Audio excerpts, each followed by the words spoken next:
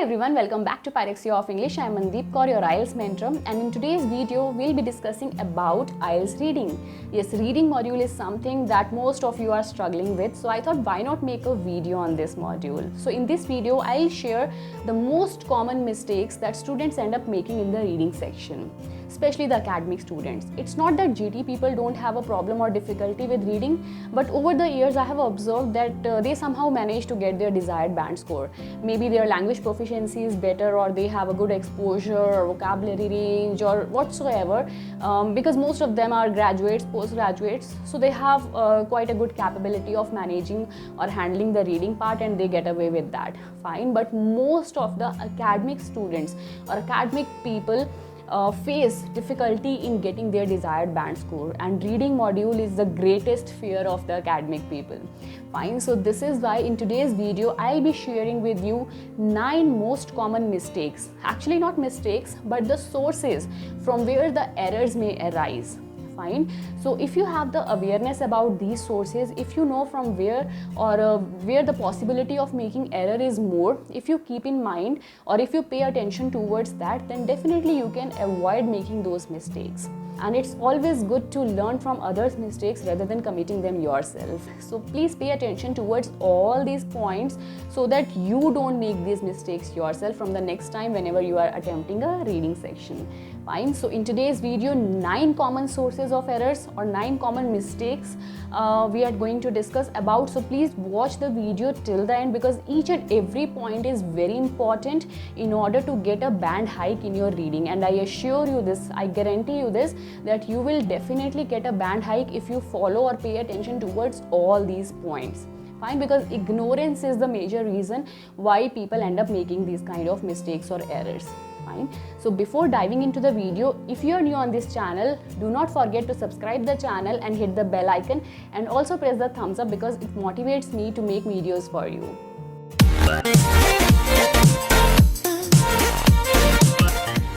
So the first common source of error is time mismanagement. I won't say error, but yes, time mismanagement can snatch your precious band scores from you. And this is the most common complaint that students end up making after coming out from the examination center कि हमारे जो था third passage तो attempt ही नहीं हुआ, या last के 7 question 10 question जो है वो अटेम्प्ट ही नहीं हो पाए, टाइम नहीं बचा था. ठीक है जी, बहुत कॉमन कंप्लेन है ये जो हमें सुनने को मिलती है. और इसका मेजर रीज़न जो है वो ये है कि when you get the passage you start reading and understanding each and every word given in the passage, which is not at all required. आपको हर एक शब्द उसके अंदर दिया हुआ हर एक चीज़ को समझने की ज़रूरत नहीं है. ठीक है, तो ये कोई आपकी क्लासरूम के जो रीडिंग है या आप नॉवेल्स पढ़ रहे हो तो वैसा नहीं है कि आपको पूरी कहानी जो है अच्छी तरह समझनी है, जो कि बहुत कॉमन सा रीज़न है कि आप टाइम मैनेज नहीं कर पाते ढंग से. You are just reading the passage to extract the answers out of it. Fine, आपको उसको बहुत डीप जाके पढ़ने की समझने की बिल्कुल नीड नहीं होती. So just focus on the areas from where the possibility of getting answers is high. Fine, so keep this thing in mind. And the second most common mistake that students make is not reading the instructions carefully. ये चीज़ मैंने listening video में भी बोली थी कि students जो है वो इंस्ट्रक्शंस को ध्यान से नहीं पढ़ते. ध्यान से तो क्या, वो पढ़ते ही नहीं है, बिकॉज आपने जब 1-1.5 महीना या 2 महीने जितना भी आपने टाइम प्रैक्टिस के लिए लगाया, उसके बाद आप बहुत ओवर कॉन्फिडेंट हो जाते हो. जस्ट क्वेश्चन देख के आपको पता होता है अच्छा इसमें ट्रू फॉल्स करने हैं, फिलअप्स करने हैं, हेडिंग्स लगानी है. ठीक है, लेकिन देयर आर सर्टेन इंस्ट्रक्शंस कि हो सकता है कहीं पे वेरिएशन आ जाए. ठीक है, और बहुत सारी बारी ऐसा होता है कि आपकी इंस्ट्रक्शंस में जो है थोड़ा सा यूजुअल क्वेश्चन से वेरिएशन है, आपने इंस्ट्रक्शंस नहीं पढ़ी और जिसके कारण कि आप जो है सही आंसर नहीं मार्क कर पाए. जैसे कि मैंने लिसनिंग में भी बताया था, फॉर एग्जांपल आपका मल्टीपल चॉइस वाला क्वेश्चन है. ठीक है, out of habit you usually choose 1 option out of the 4 और 3. ठीक है, maybe in the instruction you are given to choose 2 alternatives. Fine, तो आपने इंस्ट्रक्शंस नहीं पढ़ी, आपने सिर्फ एक चूज़ किया, तो 1 of your marks got deducted for that. ठीक है जी, तो ये जो चीज़ें हैं they can cost you a lot. So guys please, no matter how many tests you have practised, चाहे आपने 100 टेस्ट प्रैक्टिस कर लिए, 200 टेस्ट प्रैक्टिस कर लिए हैं, but whenever you are going to attempt a new reading passage, fine, और whenever you are attempting a new test on a new day, read the instructions always. कुछ ज़्यादा time नहीं लगता, just 30 seconds और 15 seconds आपको लगते हैं reading instructions read करने के लिए. तो प्लीज़ इंस्ट्रक्शंस ज़रूर पढ़िए, बिकॉज इंस्ट्रक्शंस पढ़ना जो है आपकी बहुत सारी मिस्टेक्स जो हैं वो अवॉइड कर सकता है. सो थर्ड एरर कहाँ से आती है? थर्ड एरर जो है वो सेकंड वाली से ही रिलेटेड है, इंस्ट्रक्शंस ना ढंग से पढ़ने के कारण ही होती है, और वो है ट्रू फॉल्स नॉट गिवन और येस नो नॉट गिवन के बीच। Most of the students keep writing these interchangeably. आपको क्वेश्चन में दिया होता है ट्रू फॉल्स नॉट गिवन लिखना है, आप आंसर येस नो की फॉर्म में लिख के आ रहे हो, या फिर वाइस वर्सा कि येस नो की फॉर्म में दिया हुआ है और आप ट्रू फॉल्स की फॉर्म में लिख के आ रहे हो। चाहे आपने ट्रू की जगह येस लिखा है, फॉल्स की जगह नो लिखा है, ठीक है, तब भी आपका वो आंसर गलत है। आपको जिस फॉर्म में बोला है, अगर आपको ट्रू फॉल्स की फॉर्म में दिया है, ट्रू फॉल्स नॉट गिवन बोला है, तो you have to write true false और not given over there, you can't write yes no, ठीक है। तो इस केस में अगर ऐसा करते हो तो सिर्फ नॉट गिवन वाला आंसर सही है, वो भी अगर आपने सही मार्क किया है, बाकी सारे आपके रॉन्ग होंगे। और ये जो है ये इंस्ट्रक्शंस ना पढ़ने के कारण ही most of the students make this mistake, ठीक है। और ये बहुत आई वुड से बहुत ही common, repeatedly people keep on doing this. So guys please do not do this कि आपने सही भी आंसर मार्क किया है लेकिन आपने आंसर गलत फॉर्म में लिख दिया है, तो definitely you won't be getting marks for that, ठीक है। इस चीज़ पे आप ध्यान दीजिए। और जो फोर्थ एरर है हमारी, फोर्थ भी इसी से मिलती जुलती है। अगर आपके पास जैसे फिलअप्स आते हैं, कई बार डायग्राम्स के फॉर्म में फिलअप्स आते हैं, तो फिलअप्स बहुत सारी तरह के आते हैं हमारे पास, समरी के लिए आते हैं या स्टेटमेंट कंप्लीट करने वाले आते हैं। तो कई बार क्या होता है, you just have to find the word from the passage, तो वहाँ पे आपको वर्ड फिल करना है। कई बार you are given the options, तो आपको ऑप्शंस में से वर्ड चूज करके वहाँ पे लिखना है। Sometimes before the options alphabets are given और the Roman numbers are given, तो आपको वो जो रोमन नंबर्स हैं या अल्फाबेट्स हैं, आपको उनकी फॉर्म में उन्होंने बोला होता है कि ब्लैंक्स में जो ABCD है इनमें से ऑप्शंस चूज करके लिखिए, या 1 to 5 या जो भी ऑप्शंस हैं मतलब न्यूमेरिक फॉर्म में लिखिए। तो ये आपको इंस्ट्रक्शंस पढ़ के ही पता चलेगा कि whether you have to write the appropriate word over there or the serial number of that, ठीक है। तो ये जो है ये भी बहुत कॉमन सी चीज़ है जो लोग गलती कर देते हैं, नज़रअंदाज कर देते हैं और अपनी मर्जी से कुछ भी लिखाते हैं। तो अगर आपको वहाँ पे ABCD की फॉर्म में या 1 2 3 की फॉर्म में उनमें से कुछ चूज़ करके लिखना था, नंबर लिखना था या अल्फ़ाबेट लिखना था उसका कॉरस्पॉन्डिंग, और अगर आप वहाँ पे पूरा का पूरा वर्ड उठा के लिखा हो, it is wrong again, fine. तो और कई बार क्या होता है, ऑप्शंस देखते ही नहीं है बच्चे की, मुझे फिलअप्स के लिए ऑप्शंस दिए होते हैं, अपने आप ही पैसेज में वर्ड ढूंढ ढूंढ के लगे होते हैं, तो it is wastage of time, plus possibility बहुत कम होती है कि सेम वर्ड आप वहाँ से ढूंढ के, क्योंकि यूजुअली यहाँ पे जो वर्ड्स होते हैं वो सिनोनिम्स होते हैं उसके, जो आपको पैसेज में वर्ड मिलेगा, ठीक है। तो ये चीज़ें जो हैं, ये जो लाइक इनअप्रोप्रिएट फॉर्म में जो आप आंसर लिख के आते हो, ये भी इंस्ट्रक्शंस ना पढ़ने के कारण ही है। और ये फोर्थ मेजर मिस्टेक है जो बहुत ही कॉमन तौर पे अकेडमिक स्टूडेंट्स की आंसर शीट्स में पाई जाती है। So guys please pay attention towards this fourth point as well. तो थर्ड और फोर्थ पॉइंट जो है ये सबसे ज़्यादा कॉमन मिस्टेक्स हैं जो स्टूडेंट्स करते हैं। So don't make this mistake in your next mock test, ठीक है जी। The fifth most common source of error is not having sufficient time to transfer your answers onto the answer sheet, and this happens because you do not simultaneously write the answers onto the answer sheet, ठीक है। Because students usually are in a habit of marking the answers on the test booklet itself. तो exam में भी वही जाके आदत रहती है कि एक बार बुकलेट पे उतार लेते हैं, at the end we will transfer the answers. पता तब चलता है जब एग्जामिनर आपको वार्निंग देता है कि जस्ट 5 minutes आर लेफ्ट, तो उस टाइम पे हड़बड़ाहट में वैसे ही आपका कुछ ना कुछ पैसेज में बचे होते हैं, क्वेश्चंस कंप्लीट नहीं होते, बिकॉज टाइम तो मिसमैनेज करोगे ही करोगे, ठीक है। तो वैसे ही बहुत सारे क्वेश्चंस या कुछ 4-5 क्वेश्चंस पड़े होते हैं, उनकी टेंशन होती है, और इधर ट्रांसफर नहीं किया होता, पूरी ब्लैंक पड़ी होती है। तो जल्दी जल्दी करने के चक्कर में या तो स्पेलिंग मिस्टेक्स करोगे, ठीक है, या फिर ऑर्डर जो है वो कहीं ना कहीं गड़बड़ कर दोगे, आंसर्स जो है ऊपर नीचे लगा देते हो। बहुत कॉमनली होती है, हमें लगता है कि नहीं यार हम नहीं करेंगे, बट अननोइंगली ये चीज़ हो जाती है, ठीक है। और उस टाइम पे वैसे ही चेक करने का टाइम नहीं होता, क्योंकि you won't get even a single minute extra, कि वहाँ हमारे क्लासरूम टेस्ट की तरह नहीं होता कि टीचर जो है मर्जी करके थोड़ा बहुत दे देगा आपको, नहीं, वहाँ पे एग्जैक्टली टाइम खत्म हुआ तो आपके आंसर शीट स्नैच कर ली जाती हैं। अगर आपने एक भी आंसर नहीं लिखा, they won't show mercy to you, चाहे वहाँ पे सारे 40 के 40 आंसर्स आपने अपने टेस्ट बुकलेट पे लगा रखे हैं, जो क्वेश्चन पेपर है उस पर लगा रखे हैं, लेकिन अगर आंसर शीट पे मार्क नहीं किए तो 0 ही आएगा, ठीक है। तो और ये यूजुअली होता है क्योंकि हम जब क्लासरूम में प्रैक्टिस करते हैं तो हम हर रोज़ जो है आंसर्स ट्रांसफ़र नहीं करते हैं आंसर शीट पे। मॉक टेस्ट में यूजुअली आंसर शीट्स दी जाती हैं, डेली आपकी यही हैबिट बनी होती है कि आप जो टेस्ट बंच है, जो रीडिंग बंच है, आप उस पर ही आंसर्स मार्क कर रहे हो। तो इसीलिए आपको हमेशा ये ध्यान रखना है कि जब भी आप पैसेज अटैम्प्ट करते हो टेस्ट में, आप साइमल्टेनियसली साथ के साथ जो है अपने आंसर्स ट्रांसफ़र करो। अब हर एक क्वेश्चन का एक एक का अगर नहीं कर रहे, तो लेट अस अज्यूम कि अगर आपके पास ट्रू फॉल्स के फर्स्ट पैसेज कर रहे हो अटैम्प्ट, ट्रू फॉल्स के 5 या 6 क्वेश्चन हैं, तो जब जैसे ही वो 5 क्वेश्चंस कंप्लीट हुए, इस पे मार्क किए, उनको ट्रांसफर कर दो साथ के साथ, ठीक है। उसके बाद फिलअप्स वाले क्वेश्चन हुए, उनको ट्रांसफर कर दो साथ के साथ। वैसे तो मेक इट अ हैबिट कि हर क्वेश्चन का आंसर ही आप आंसर शीट पे मार्क करो, यहाँ पे जस्ट एक मास्टर कॉपी पे मार्क करके रखो, ठीक है। लेकिन अगर फिर भी लगता है कि हर एक को एक एक को लिखने की बजाय एक एक बंच उठाओ, लाइक 5-6 क्वेश्चन हुए उनको साथ के साथ लिख दो, ठीक है। तो ये बहुत ही इंपॉर्टेंट है, क्योंकि अदरवाइज एंड पे जो है हड़बड़ाहट होती ही होती है और उसके कारण एरर्स होती ही होती हैं, दिस इज़ फॉर श्योर, ठीक है। तो मतलब यहाँ पे सही आंसर फाइंड आउट करने के बावजूद भी आप जब वहाँ पे मिस्टेक कर दोगे, ट्रांसफ़र करते हुए मिस्टेक कर दोगे, so there is no point wasting so much of energy, time and money on all these things, ठीक है। सो ये छोटी सी चीज़ें हैं जो आप ध्यान में रख के अपने जो मार्क्स हैं उनको कटने से बचा सकते हो, डिडक्ट होने से बचा सकते हो। So the next and the sixth error is spelling and grammar mistake. You just have to copy the exactly same word which is given in your passage onto your answer sheet. So there should not be any possibility of making spelling mistakes in the reading part, but people still end up doing this. And this happens because you don't double check what you have written onto your answer sheet. आप दोबारा से verify नहीं करते, because there are certain words maybe you are not familiar with, and sometimes when we are under the exam pressure or under the exam stress, there are possibilities of making silly mistakes. क्योंकि जब हमें tension होती है तो कई बार होता है, छोटी छोटी चीज़ों में हमें कन्फ्यूजन हो जाती है. This is a human behaviour, ये चीज़ होती है. Even with the experts also this thing happen.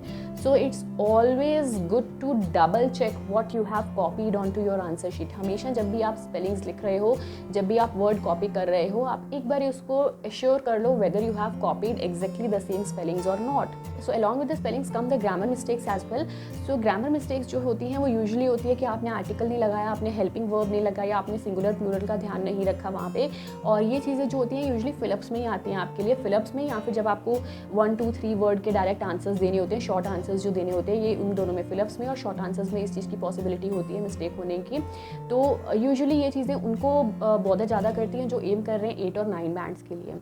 ठीक है. तो क्योंकि हर एक जो भी क्वेश्चन पेपर फैब्रिकेट होता है वो इस तरह से होता है कि लाइक द लास्ट की जो 80 तक वाले हैं, 80% मार्क्स जो है वो आ जाते हैं, लेकिन 80 से 100 वाला जो स्लॉट रहता है वो अगर आप बहुत ध्यान दे के कर रहे हो, if you really have an expertise on the subject, then only you will be able to score that like 20 जो परसेंट जो लास्ट वाले मार्क्स रहते हैं. तो same is the case with the IELTS examination as well कि अगर आपको grammar आती है बहुत अच्छी तरह, तो ज़रूरत ही नहीं है, बेसिक्स हैं ये एकदम ग्रामर के, तो ये चीज़ें अगर आपको आती हैं आप ध्यान दोगे वहाँ पर, क्योंकि ये चीज़ें भी वही है कि हम इग्नोर कर जाते हैं.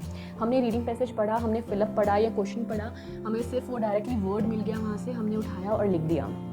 ठीक है. लेकिन हमने देखा नहीं कंप्लीट क्या हमारा सेंस कंप्लीट हो रहा है उस फिलअप का. ठीक है. क्या उसी फॉर्म में हमने शॉर्ट आंसर क्वेश्चन वाले का आंसर दिया जिस फॉर्म में मतलब वो उसको सूट कर रहा है कि नहीं कर रहा. ठीक है. तो यहाँ पे आती है ग्रामर का रोल. तो ग्रामर का जो रोल है वो आपको ढंग से देखना है, आपको चेक करना है whether it is exactly suiting the sense of the sentence, कि क्या कुछ मिस्टेक है, कुछ अटपटा लग रहा है, कुछ ना कुछ यहाँ पे आना चाहिए, हेल्पिंग वर्ब आनी चाहिए, सिंगुलर फॉर्म में आंसर आएगा, प्लूरल में, क्योंकि सिंगुलर प्लूरल की कन्वर्जन होती है हमारे आंसर्स में. हो सकता है आपके पैसेज में वो प्लूरल फॉर्म में दिया हो, लेकिन आपका जो आंसर है उसके अकॉर्डिंगली वहाँ पे वो सिंगुलर फॉर्म में आना चाहिए. ठीक है. तो ये चीज़ें जो है ये आपको ध्यान देनी है, और ये आउट ऑफ इग्नोरेंस ही हमारी मिस्टेक्स होती हैं, बिकॉज हम ध्यान नहीं देते, हम सीधा सा वर्ड उठाया और वहाँ लिख दिया. तो 1 वर्ड के अगर आपके आंसर्स हैं उसमें तो इस चीज़ की कोई प्रॉब्लम ही नहीं है, just have to pick the word and write over there. But when you have a word limit of 2 or 3 words, then definitely you have to pay attention towards the answer, कि यहाँ पे मेरा कुछ बीच में helping verb आना है, नहीं आना, आर्टिकल आना है, नहीं आना. तो उस चीज़ों पे आपने फोकस करना है ज़रूर. ठीक है जी. तो ये फिलअप्स में प्लस शॉर्ट आंसर क्वेश्चंस में ये चीज़ें बहुत इंपॉर्टेंट होती हैं, जिसके कारण कि हमारी मिस्टेक्स आती हैं. नेक्स्ट मिस्टेक जो होती है that is in the diagram part. जब भी आपकी कोई पिक्चर या डायग्राम वाले जो फिलअप्स आते हैं उसमें क्या करते हो आप, यू जस्ट डोंट लाइक पे attention towards the sequence number, कि आपके जो क्वेश्चन सीक्वेंस है वो किस तरह से दिया हुआ है. क्योंकि यूजुअली ऐसा नहीं होता कि आपका लाइक 8, 9, 10 ऐसे ऑर्डर में ही, या लाइक क्लॉकवाइज या एंटी क्लॉकवाइज ऑर्डर में, या मतलब एक सीक्वेंस में आपके नंबर्स नहीं होते. कई बार रैंडमली होते हैं कि 9 यहाँ पे है, 10 यहाँ आ गया, 11 उसके बाद में आ गया, तो मतलब उल्टे सीधे भी होते हैं. और ये ध्यान नहीं देते हो, आप क्या करते हो, बस पैसेज रीड किया, जिस सेंस में जिस ऑर्डर में वो आंसर्स आ रहे थे आपने बस मार्क करने शुरू कर दिए. So it's always good to first see the description of that part before writing और फिलिंग द फिलअप. ठीक है. जो भी आप वहाँ पे वर्ड लिखने जा रहे हो, जो भी उस पार्ट का नाम लिखने जा रहे हो, हमेशा उसकी डिस्क्रिप्शन देख के मैच कर लिया करो, क्या ये इसके साथ एग्जैक्टली जा रही है कि नहीं जा रही. ठीक है. हो सकता है ऐसे सारे इक्विपमेंट्स, एनिमल्स या कुछ भी जो भी आपको वहाँ पे पिक्चर दी हुई है, फिगर दी हुई है, हो सकता है आपको नहीं पता उसके बारे में, आपको बिल्कुल नॉलेज ना हो, आपने कभी देखी ना हो चीज़ वो, लेकिन थोड़ा बहुत तो उसके अंदर डिस्क्रिप्शन आपको समझ आ रही है. ठीक है. तो थोड़ा बहुत उसके साथ अगर जैसे फॉर एग्जांपल कोई भी अगर ऐसा है कि इसकी थिन नोजल है, पाइप है, तो हमें पता है pipe is like this kind of structure. तो वहाँ पे पाइप जो है एक पतली सी ट्यूब जैसा अगर कोई स्ट्रक्चर है तो उसके साथ ये पाइप वाले का नाम जो हमें दिया हुआ है वो जाएगा. ठीक है. अगर स्प्रे करने का है या फिर अगर कोई मोटर का नाम दिया है या कुछ अगर हमारे गियर्स हैं तो definitely we know how this gears look like नो, तो हम वो चीज़ें जो है उसके डिस्क्रिप्शन के साथ मैच करके ऑर्डर पे मत जाएं, आप उसकी डिस्क्रिप्शन जो है उस पर अटेंशन दें, ठीक है। तो ये जो है ये भी एक बहुत कॉमन सोर्स जो है एरर का होता है यूजुअली। तो नेक्स्ट एरर क्या है, कुछ लोग जो है वो थोड़ा सा ज़्यादा चालूपंती दिखाते हैं, ज़्यादा थोड़ा सा लाइक इंटेलिजेंस दिखाते हैं, वो एक से ज़्यादा आंसर मार्क करके आते हैं, they mark more than one answer for a question. For example अगर आपके पास फिलअप है तो 2 वर्ड्स में अगर प्रॉब्लम है, they write both of them. Multiple choice है, कंफ्यूजन है whether it's B or C, they write both of them, ठीक है। या कई बार तो एग्जामिनर के लिए दे आते हैं कि हाँ choose any one of this and कि एक भी अगर सही होगा तो चलो मार्क्स मिल जाएंगे, ऐसा नहीं होता। अगर आपने एक से ज़्यादा, अगर एक आंसर मार्क करना था, एक से ज़्यादा आंसर्स वहाँ पे लिखे हैं तो डेफिनेटली अगर एक उनमें से सही है तो भी आपको मार्क्स नहीं मिलेंगे, वो डिडक्ट हो जाएंगे, वो कैंसिल होगा, गलत ही माना जाएगा, ठीक है। यहाँ कई बार सोचते हैं कि चलो एक बार 2 मार्क कर लेते हैं, एंड में जो है उसके बाद ध्यान से देख के फिर हम एक जो है इसमें से इरेज कर देंगे, बट एंड में टाइम नहीं होता।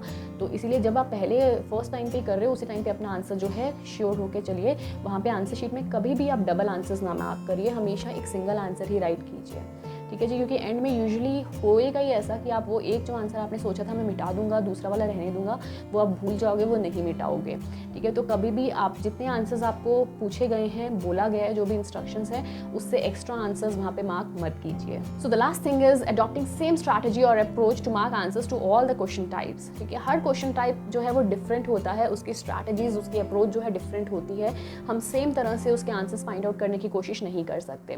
सो this is one of the major mistake that students end up making, जिसके कारण कि बहुत सारा टाइम वेस्ट हो जाता है उनका। तो ये भी जो है टाइम मिसमैनेजमेंट को ही लीड करता है। हर क्वेश्चन टाइप डिफरेंट है, उसकी स्ट्रैटेजी जो है वो डिफरेंट है। All these strategies we are going to discuss in the next video, so stay tune for that. So हर क्वेश्चन टाइप के लिए अलग अप्रोच होनी चाहिए, अलग अप्रोच होती है, जिससे कि हमारा बहुत सारा टाइम बचता है। तो ये जो मिस्टेक है जिसके कारण आप टाइम मिसमैनेजमेंट कर देते हो, आप रीडिंग पैसेज कंप्लीट नहीं कर पाते। तो इसीलिए आपको फोकस करना है, सबसे पहले देखना है कि किस तरह के क्वेश्चन है, उसको किस तरह से मुझे अटेम्प्ट करना है, किस तरह की स्ट्रैटेजी उसके लिए मुझे यूज़ करनी है। This is a very important thing to keep in mind before starting your reading passage. So guys, these were the 9 areas or 9 sources from where the possibility of arising an error is quite high, and I believe if you pay attention towards all these points, all these 9 points, then definitely you can avoid the silly mistakes snatching your bands away from you. So please keep these things in mind, और अगली बार जब भी आप एक नया test जो है practice करने जा रहे हो, इन 9 चीज़ों पे ध्यान दीजिए ताकि इनके कारण आप कोई मिस्टेक ना करें। कोई आंसर्स अगर आप नहीं फाइंड आउट कर पा रहे, डिफिकल्ट है रीडिंग, तो that is a separate thing, fine. But अगर इन छोटी छोटी चीज़ों के कारण आप मिस्टेक करके अपने बैंड लूज कर रहे हो, तो there is no point struggling so hard with the reading section. So reading जो है वो थोड़ा सा स्मार्ट वर्क मांगती है, प्रैक्टिस तो डेफिनेटली रिक्वायर्ड होती ही है, लेकिन उसके साथ थोड़ी थोड़ी स्ट्रैटेजीज और थोड़ा सा स्मार्ट वर्क जो है वो भी बहुत ज़रूरी होता है। सो आई बिलीव आपको ये वीडियो जो है यूजफुल लगी होगी, पसंद आई होगी, और अगर अच्छी लगी हो तो please do give it a thumbs up and also share it with all your fellow students so they can also save themselves from making these kind of mistakes, and stay tuned to get the similar kind of exciting and useful videos in future.